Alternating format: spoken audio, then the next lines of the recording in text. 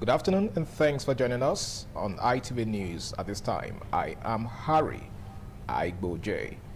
A farmers group under the aegis of the United Farmers Association, Kadako, has appealed to the government at all levels to assist the group in returning its displaced members from Nasarawa State who are scattered across internally displaced persons camps in Benue State. This followed the mass exodus of farmers from communities around the southern senatorial district of Nasarawa State as a result of the June 13, 2025 Yelwata attack, which led to the loss of many lives in the Benue community. The nearness of Yelwata community in the Guma local government area of Benue State and Kadako community under the Kiana local government area of Nasarawa State necessitated the farmers, especially of Tiv tribe, to flee the area for safety as both communities share a border in the area. According to the chairman of the United Farmers Association, Kadako, Dennis Denen Bongbong, after visiting the Lafia Emirate Council with members of the association to seek support for the displaced Nasarawa farmers currently taking refuge in Benue State, a total of 14,718 farmers from 314 communities from the southern senatorial zone fled Nasarawa State for Benue State, abandoning their ancestral homes, farmlands, and other means of livelihoods for the fear of being killed by the gunmen who launched the attack on Yelwata. Bongbong explained that most of the IDPs who are currently camping at the international market Makurdi had gone through various challenges in the past 6 months since they were displaced, hence the reason why efforts are being made to return them back home. He emphasized that the United Farmers Association Kadako, which is a community-based association with members across the various rural areas in Nasarawa, Benue, Taraba, and Kogi states, will continue to thrive towards ensuring the welfare and protection of its members. Bongbong further noted that January 31st, 2026 has been slated by the association in collaboration with the community leaders and security agencies to return the IDPs back to their ancestral homes in Nasarawa State. The Sokoto State Emergency Management Agency has commenced the disbursement of 150 million naira in cash relief to victims of the 2025 flood disaster across 15 local government areas in the state. The initiative fulfills a pledge by Governor Ahmed Aliyu of Sokoto State to support communities hit by the floods. The exercise, which kicked off on Saturday at the Sokoto South Local Government Secretariat, had in attendance officials of SEMA and the Sokoto South Local Government Area leadership jointly flagging off the distribution. Sokoto SEMA Special Advisor Honorable Aminu Laiman Bodinga was represented by the Executive Secretary Professor Abubakar Sambo Junaidu, who noted that the intervention was timely and critical at easing the hardships caused by the floods. Professor Junaidu disclosed that each local government area would receive 10 million naira and urged beneficiaries to utilize the funds to rebuild livelihoods and recover from the disaster. Reports have it that the cash disbursement is expected to continue in other affected communities as the government intensifies efforts to cushion the effect of the 2025 floods and restore normalcy across impacted communities. Over now to Osun State, where the Governor Ademola Adeleke has accused the State Commissioner of Police, Ibrahim Gothan, of ordering the illegal detention of his aide, Abiodun Adegoke, and repeatedly denying him bail over a petition linked to the All Progressives Congress governorship candidate, Bola Oyebamiji. Governor Adeleke has consequently urged the Inspector General of Police, Kayode Egbetokun, to intervene and compel the Osun State Police Command to respect Adegoke's fundamental rights. However, the Osun State Police Command dismissed the allegation, insisting that Adegoke has been granted bail and that investigations into the petition against him have been concluded. In a statement signed by his spokesperson, Olawale Rashid, and obtained in Osogbo on Monday, Governor Adeleke said Adegoke had been detained for more than 5 days without being charged to court, describing the action as a violation of the Constitution. Adeleke further accused the police command of declining professionalism since Gothan assumed office, alleging that the prolonged detention of his aide was politically motivated. The governor demanded the immediate and unconditional release of Adegoke and an end to what he described as the harassment of his media aides, noting that another aide, Yola Monsuru, had earlier been detained under similar circumstances. Reacting to the allegations, the police public relations officer Abiodun Ojelabi absolved the commissioner of any wrongdoing, saying investigations had been completed and charges will be filed against Adegoke at the Federal High Court, Oshogbo. And moving on, the National Youth Service Corps has declared its readiness to undergo reforms aimed at addressing emerging national challenges and strengthening its contribution to national development. The Director General of the NYSC, Brigadier General Lakunle Nafiu, stated this on Monday at the opening ceremony of the 2026 NYSC Annual Management Conference in Jos Plateau State. The conference themed NYSC as a catalyst for national development, tackling present challenges and charting sustainable solutions, is expected to foster robust discussions and generate actionable strategies to enhance the scheme's effectiveness nationwide. According to Nafiu, the scheme has matured and is positioned to move beyond symbolic nation building to more direct and measurable national impact. He stressed the need for the scheme to adapt to changing population dynamics, security realities, and technological advancements.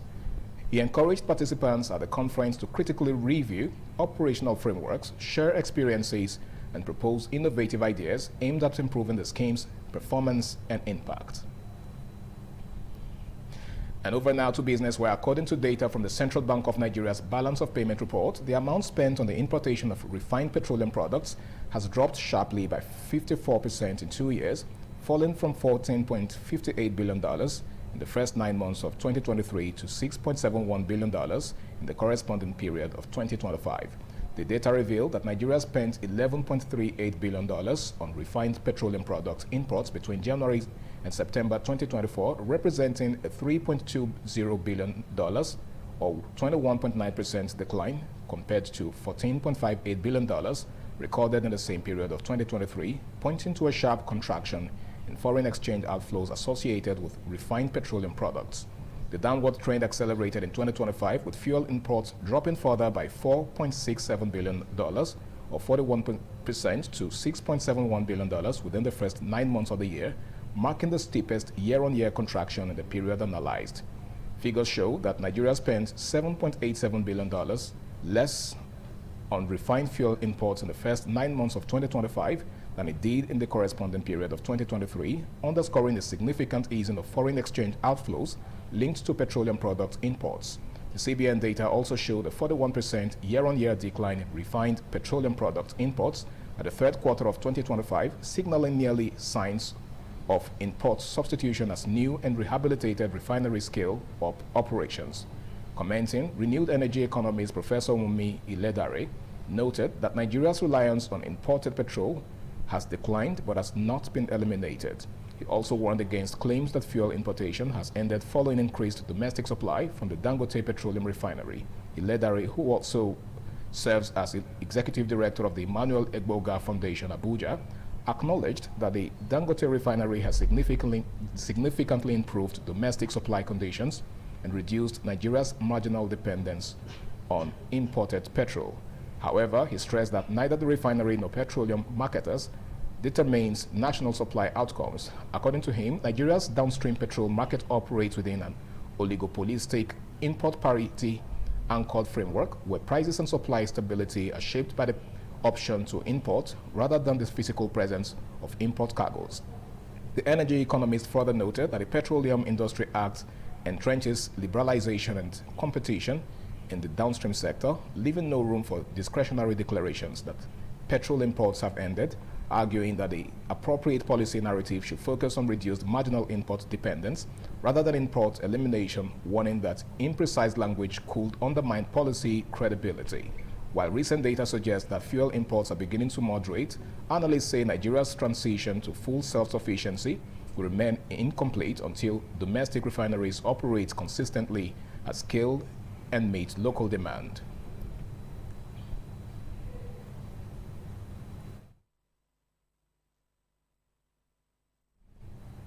And in entertainment, MultiChoice Nigeria has announced the appointment of Kemi Omotosho as its new chief executive officer following the retirement of John Ube. Ugbe is stepping down after nearly 15 years in charge of the pay TV company, during which he led the business through major industry and market changes. MultiChoice, in a statement on Monday, said Omotosho's appointment will take effect from January 2026. Omotosho has over 2 decades of experience across media, telecommunications, and digital services in Nigeria and sub-Saharan Africa. She has previously held senior positions within the MultiChoice Group, including Executive Head of Customer Value Management in Nigeria and Group Executive Head of Customer Value Management for the rest of Africa. She most recently served as Regional Director for Southern Africa, where she had full responsibility for operations across 7 countries.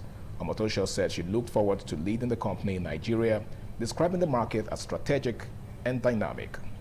The company added that Ugbe's retirement and Omotosho's appointment followed a structured transition process aimed at ensuring continuity and stability. Over now to the super exciting world of sports, where Xabi Alonso has left his position as Real Madrid manager after less than 8 months in charge, with his former Liverpool teammate Alvaro Arbeloa taking over. The La Liga side said former Bayern Leverkusen manager Alonso had left by mutual consent and minutes later announced Arbeloa's appointment. The former Spain and Real Madrid fullback has been promoted from coaching the B team. Madrid were beaten by rivals Barcelona in the Spanish Super Cup on Sunday and trailed Barca by 4 points in La Liga. Alonso, who spent 5 years with Real Madrid as a player, won the Bundesliga with Leverkusen in 2024 and replaced Carlo Ancelotti at the Bernabeu last summer. Alonso won 24 of his 34 games in charge of Real, but his side were booted off after a defeat by Celta Vigo last month, a loss which prompted an emergency meeting for the club's hierarchy to discuss Alonso's future. And that report wraps it on ITV News at noon. Many thanks for watching. I am Harry Iboje. Good afternoon.